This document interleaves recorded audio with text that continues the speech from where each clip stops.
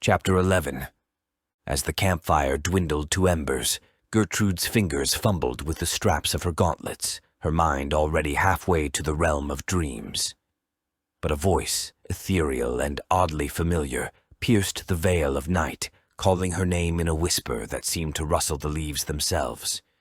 It beckoned her, a siren call she felt compelled to heed. With silent resolve, she rose to her feet, leaving behind the comfort of her bedroll and the safety of companionship. Her plate armor clinked softly as she donned it piece by piece, each segment a second skin. The weight of responsibility settled on her shoulders as easily as the steel cuirass hugging her torso. Gertrude's boots whispered across the dew-laden grass as she made for the tree line, her shadow stretching long and distorted before her. She stepped past the threshold of tangled boughs and brambles, her senses sharpened to the nocturnal symphony of creaking wood and rustling leaves. And there, amidst the sentinel trees, stood a figure as formidable as it was impossible, a mirror image wrought from time and shadows. This older Gertrude bore the unmistakable signs of years hardened by conflict and wisdom. The axes she wielded were masterpieces of metalwork, their blades catching the scant light, revealing the proud crest of the Lodenmoor, a symbol of heritage and of burdens borne. The leather armor she wore was a stark contrast to Gertrude's own shining plates. It was a black so deep it seemed to swallow the meager light around it.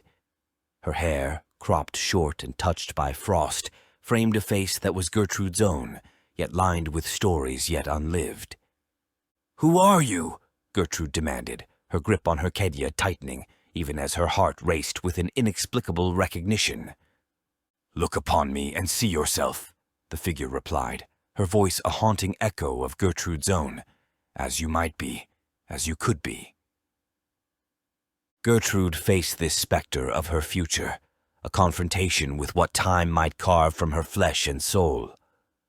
She stood motionless, save for the rise and fall of her armored chest, her eyes locked with those of her other self. The older Gertrude let the axes fall to the forest floor with a soft thud. "You wear your armor like a second skin," she said, her voice carrying the weight of years. "But bindings of iron and steel won't shield you from the battles within." Young Gertrude's brow furrowed, the words striking closer to her heart than any blade could. Yet she shook off the unease, convinced this was nothing but a dream conjured by the wilderness. With a battle cry that echoed through the trees, she lunged forward, her kedia poised to strike at the reflection. "Always so eager to prove your strength," the older Gertrude chided, sidestepping with a dancer's grace. She caught young Gertrude's wrist in an iron grip, turning the momentum against her. In one swift movement, the younger's chained weapon clattered away into the darkness. Breathless and disarmed, young Gertrude could only stare, her mind racing to comprehend how this elder version of herself had bested her with such ease. "Your body is strong, Trudy," old Gertrude began, her eyes reflecting a life of lessons learned. "But it is your mind that will lead you to victory or defeat." She straightened, assuming a posture not of aggression, but of instruction. "Answer me these riddles, and perhaps you'll glimpse the path ahead." "Riddles?" Gertrude laughed. "Why would I want to indulge you in such games, old woman?" "If I am an older version of you, Trudy, wouldn't you like to know exactly how I came to be this way? Your future enemies? Your future friend? Your lovers?" The old woman smiled. "Answer my riddles, and I will reveal all." With the composure of a seasoned mentor, old Gertrude watched the confusion play out on her younger self's face. Young Gertrude, still reeling from the loss of her weapon, nodded reluctantly. Her mind was a tangle of skepticism and curiosity, but she listened intently.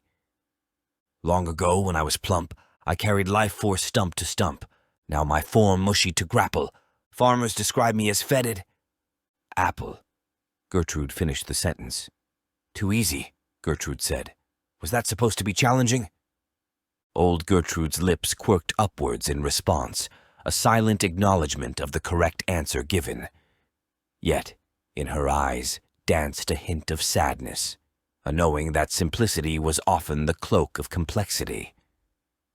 A victorious grin flickered across young Gertrude's face, swiftly replaced by a furrowed brow as she noticed the solemnity in her elder counterpart. The moon hung high, a silent witness to the unfolding enigma between the two versions of the same soul. "Indeed," old Gertrude murmured, her gaze piercing into the younger with an intensity that bore centuries of unspoken wisdom. "Not bad, little Trudy. But remember, rotten and fetid your body will become if you do not nourish and feed it. But the same is true for your mind." Her voice was a soft echo against the backdrop of the woods, a gentle reminder that one's essence required care beyond the physical. "I am aware of this, old woman. Do you think me a child?" "Child or not, you've much to learn and much to experience," she replied. "What's next?" Gertrude asked. Old Gertrude cleared her throat and began her next challenge. "The only thing worse than killing a fool is killing a weakling used as a tool, a warlord's pawn in a game of swords. The people suffer for the greed of lords. A true hero uses strength to protect. She knows evil awaits her heart if unchecked. But even bad men stirring controversy deserve this the least, but she still offers." Young Gertrude's mouth parted slightly, the riddle coiling around her thoughts like a serpent. She searched the older woman's face for a hint, a sliver of guidance, but found none. The riddle was hers alone to unravel, and the night waited patiently for her answer. Her breath formed a cloud in the chill air as she squared her shoulders, her mind racing to parse the layered meaning within the words. The silence of the dark forest pressed in on her, amplifying the weight of expectation. "Mercy," she ventured, her voice barely above a whisper, yet it carried clear and strong in the stillness. Old Gertrude nodded, her expression softened by the flicker of pride in her weathered eyes. "To wield compassion alongside your weapon, that is the strength of a true protector." A thrum of connection pulsed between them, a shared legacy coursing through their veins. Young Gertrude felt the flutter of something like understanding unfurl within her, a sense that the path ahead required more than just courage. It demanded wisdom. In the quiet that followed, young Gertrude sensed a shift within herself, an opening of doors she had not known were closed. And though the night remained dark and the path unclear, she felt the stirrings of hope that she might one day grasp the full extent of the riddles laid before her. "War makes pawns of us all at times," old Gertrude said, her voice a rasp of experience. "But it's the lords who play the game. They move common folk across the board, often indifferent to the cost." "I am no one's pawn," Gertrude insisted, her words a hiss through clenched teeth. "Are you not?" old Gertrude countered, a single brow arched in challenge. "Think of the battles fought, the blood spilled. For what? A stretch of land? A title?" "Safety," young Gertrude spat out. "Defense of our borders. Stability. Justice." But even as she spoke, doubt crept into her heart like a cold draft through chinks in armor. "Power," echoed old Gertrude, nodding slowly. "Sought by many, wielded wisely by few. Remember, little Trudy, there are those who would use your strength for their own ends. They will whisper of glory and honor, but their words are chains, their promises shackles." "Then how do I choose my path?" young Gertrude asked, her voice barely above the rustle of leaves. "By seeing beyond the allure of steel and conquest," old Gertrude replied, stepping closer, the ghostly light playing across her features. "By understanding that true dominion is not over lands and people, but over oneself." "Sometimes," old Gertrude continued, "the mightiest act is not to strike, but to hold back, to see the suffering wrought by greed and say, 'No more.'" The truth of those words settled upon her like dew upon grass. The game of swords, the endless clash for power, it was a cycle as old as time, consuming generations in its relentless churn. "Will I?" Will we, you and I, ever be free of it? She whispered, the question hanging between them like mist. Old Gertrude's gaze held hers, unwavering, full of an ancient sorrow. Freedom is a battle of its own, fought within the confines of your soul. Choose well, young one, for your choices will echo long after the clamor of war has faded. In the silence that followed, young Gertrude realized that the riddles were not merely puzzles to be solved, but lessons woven into the fabric of her being, a guide to the wisdom she sought, a map to a future she had yet to forge. With a swift motion, old Gertrude reached out and placed a hand over young Gertrude's. The touch was firm yet gentle, a paradox that seemed to define the woman before her. Unchecked, she continued, the heart becomes a battleground where no one emerges victorious. Protect, but be vigilant, lest the darkness finds a dwelling within you. Their gazes locked, and in that moment, young Gertrude felt a kinship with the woman she might become, a shared burden, an understanding that the line between heroism and tyranny was thinner than the edge of her blade. Then I will guard my heart, she said, her words a vow cast into the night. I will be the protector Salvonia needs, not the conqueror it fears. It pleases me to hear these words from myself, it seems. Old Gertrude replied. However, there is one more riddle. Well, if they're as easy as the last one then, Gertrude began. When the world was young, their story was old. From Terra they came to a world so cold. Deities, mere men, all revered as gods. A cruel thing indeed to call them all frauds, for their sacrifice was pure, their works carry far. Without said false prophets, lifeless would be Erishmar. Gather all 6 sources, including light at sea. Bring to circular monster and wise you will be. Young Gertrude listened, the words washing over her like waves against the shore, each leaving behind traces of meaning, yet the full understanding remained elusive, slipping through her fingers like fine sand. She blinked back the frustration, realizing that the lesson here was not in the answer, but in the search for it. Will you tell me what it means? She asked, her tone now softer, humbler. Ah, little Trudy, old Gertrude sighed, a smile flickering across her lips.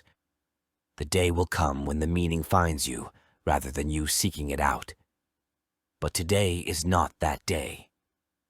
I don't understand, Gertrude confessed, her voice a mixture of frustration and awe. These words, these tasks, what do they mean? Older Gertrude regarded her younger counterpart with a patient smile, stepping closer until they were but an arm's length apart.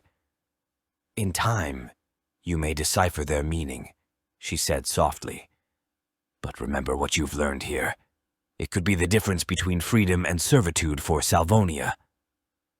Gertrude nodded, taking in the gravity of her elder's words. She sensed the truth in them, even if understanding eluded her grasp. Tell me more about the war with Laurone, Gertrude asked, shifting the conversation towards something tangible, something real. The concept of conflict was not foreign to her, but the abstract nature of her older self's guidance left her seeking clarity. Ah, yes, the war, older Gertrude began, her expression turning somber.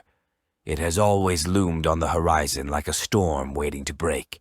You cannot avoid it, but how you face it, that will define you. Young Gertrude leaned against the rough bark of a tree, absorbing every word. And winning? What must I do to win? Winning is not merely a matter of defeating your enemies on the battlefield, older Gertrude replied, her eyes darkening with memories of countless struggles.